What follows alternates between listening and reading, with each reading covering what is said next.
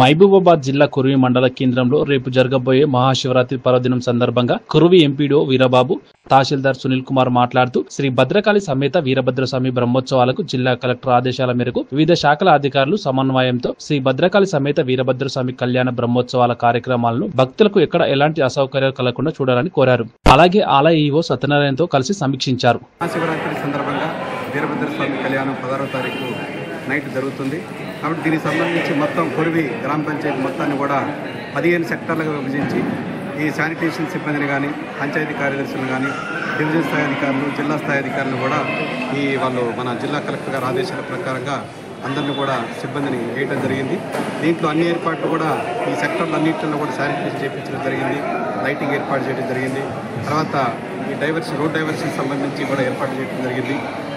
దాదాపు అన్ని సౌకర్యాలు కూడా కల్పించడం జరిగింది. కాబట్టి ఈ శివరాత్రి మహోత్సవం సందర్భంగా, ఈ కళ్యాణం సందర్భంగా భక్తులందరూ కూడా అధిక మొత్తంలో హాజరు కావాల్సిందిగా కోరుతున్నాను. తెప్పోత్సవానికి కూడా 3వ తారీఖు అందరూ కూడా హాజరు కావాలని కోరుతున్నాను.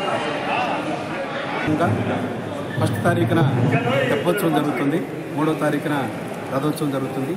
ఈ కార్యక్రమాలకు కూడా భక్తులందరూ కూడా అధిక సంఖ్యలో హాజరు కావాల్సిందిగా కోరుతున్నాను.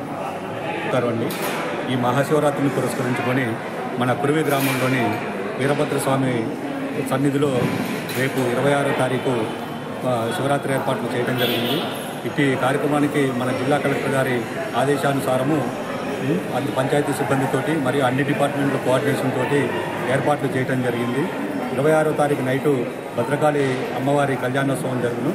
అట్టి కళ్యాణోత్సవం తర్వాత 1వ తారీఖున మనకి తెప్పోత్సవం కలదు, మరియు 3వ తారీఖు రథోత్సవం ఉంటుంది.